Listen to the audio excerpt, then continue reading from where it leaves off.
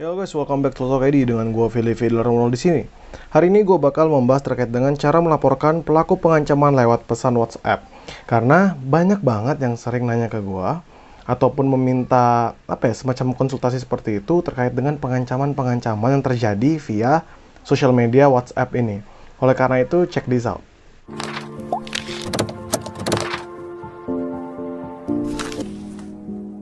Oke, nah jadi pengancaman menurut Kitab Undang-Undang Hukum Pidana diatur di bab 13 XXIII tentang pemerasan dan pengancaman Kitab Undang-Undang Hukum Pidana, di mana pasal pengancaman itu diatur dalam pasal 368 ayat 1 KUHP yang berbunyi, barang siapa dengan maksud untuk menguntungkan diri sendiri atau orang lain secara melawan hukum, memaksa seseorang dengan kekerasan atau ancaman kekerasan untuk memberikan barang sesuatu yang seluruhnya atau sebagian adalah kepunyaan orang itu atau orang lain, atau supaya membuat hutang maupun menghapuskan piutang, diancam karena pemerasan dengan pidana penjara paling lama 9 tahun. Jadi ini adalah dasar dari pasal untuk pengancaman, pemerasan dan sebagainya.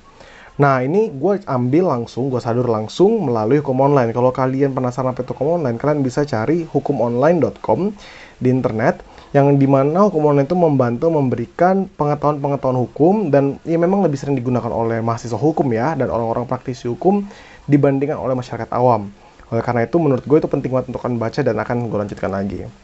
Nah, R. Susilo dalam bukunya Kitab Undang-Undang Hukum Pidana serta komentar-komentarnya lengkap pasal demi pasal menamakan perbuatan dalam pasal 368 ayat 1 sebagai pemerasan dengan kekerasan yang mana pemerasnya memaksa orang lain untuk memberikan barangnya sama sekali atau sebagian, termasuk kepunyaan orang itu sendiri atau kepunyaan orang lain, atau membuat utang atau menghapuskan piutang dengan maksud hendak menguntungkan diri sendiri atau orang lain dengan melawan hak, memaksanya dengan memakai kekerasan atau ancaman kekerasan. Itu unsur-unsurnya. Jadi itu yang paling kita pahami. Nah, jika ancaman tersebut memenuhi pasal 368 tadi, maka pelaku dapat dikenakan pidana tadi. Oke, gue ulangin sekali lagi ya. Kekerasan yang mana pemerasnya memaksa orang lain. Jadi orang tersebut memaksa orang lain untuk memberikan barang yang sama sekali atau sebagian termasuk kepunyaan orang itu sendiri atau kepunyaan orang lain, atau membuat utang atau menghapuskan piutang dengan maksud hendak menguntungkan diri sendiri atau orang lain dengan melawan hak, memaksanya dengan memakai kekerasan atau ancaman kekerasan. Nah, terus kalau misalnya pengancaman di media elektronik bagaimana? Kalau misalnya pengancaman di media elektronik itu sebenarnya sudah diatur di Undang-Undang ITE di pasal 45B UU ITE, yang dijungtokan juga pasal 29 UU ITE. Itu nanti di Undang-Undang ITE tahun 2016 yang junto ke pasal 29 UU ITE juga. Nah, dengan bunyi sebagai berikut, pasal 29 UU ITE ya. Setiap orang dengan sengaja dan tanpa hak mengirimkan informasi elektronik dan atau dokumen elektronik yang berisi ancaman kekerasan atau menakut-nakuti yang ditujukan secara pribadi.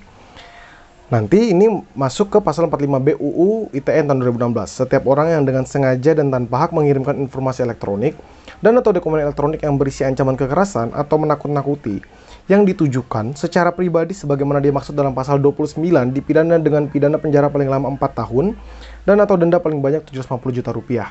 Jadi kita lihat tadi pasal pengancaman itu memang ada di Kitab Undang-Undang Hukum Pidana. Itu untuk dasarnya. Lalu untuk media elektronik, misalnya ada pengancaman via media elektronik, itu diatur di Undang-Undang ITE di pasal 29 UU ITE, yang juga untuk tindak pidananya itu ada di pasal 45B Undang-Undang nomor 19 tahun 2016, itu Undang-Undang ITE juga.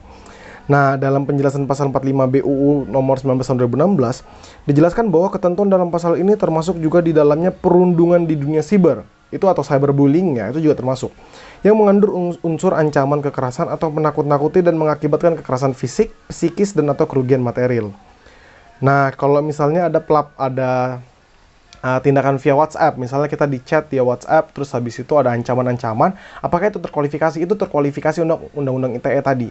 Jadi mau itu di via WhatsApp, mau itu di Facebook, atau maupun itu di Twitter, dimanapun itu ya, untuk terkait dengan media elektronik, itu kalian bisa banget untuk melaporkannya jika memang memenuhi unsur-unsurnya. Terus pertanyaannya, gimana sih cara melaporkan? Sebenarnya gue pernah bahas nih tentang cara melaporkan tindak pidana, tapi mungkin gue bakal wrap up lagi lebih singkat, jelas dan padat di dalam video ini. Nah, jadi kalau misalnya prosedur untuk kepolisian itu, misalnya kita ingin melaporkan suatu tindak pidana atau kejahatan, pertama kita datang langsung ke kantor kepolisian terdekat pada lokasi peristiwa pidana tersebut terjadi. untuk daerah hukumnya, Mabes Polri itu untuk wilayah NKRI, lalu Polda itu untuk wilayah provinsi, Polres untuk wilayah kabupaten atau kota, lalu Polsek untuk wilayah kecamatan. Nah, untuk bagaimana prosedurnya? Pertama, misalnya kita sebagai korban ya, korban pengancaman melalui kuasa hukum, datang langsung membuat laporan kejadian kepada penyidik Polri pada unit bagian cybercrime atau kepada penyidik PPNS. PPNS itu pejabat pegawai negeri sipil pada Subdirektorat Penyidikan dan Penindakan Kementerian Komunikasi dan Informatika.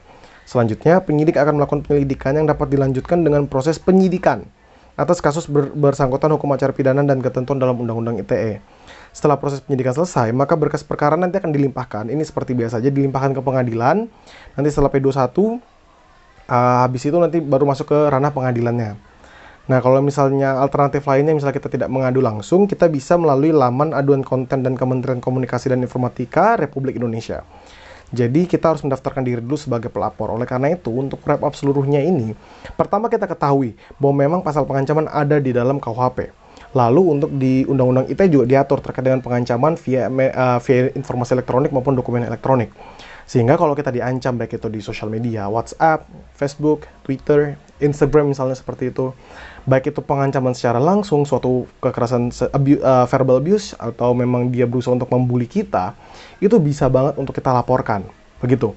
Dengan cara-cara seperti tadi. Oleh karena itu, dari pandangan gua, kita tidak perlu lagi khawatir jika terdapat pengancaman. Selama memang kita memiliki hal yang, kita bisa mempertaruhkan sesuatu. Kita memang jelas bahwa memang tidak melakukan kesalahan, dan pengancaman itu sangat mengganggu kita, dan itu melawan hak terhadap diri kita.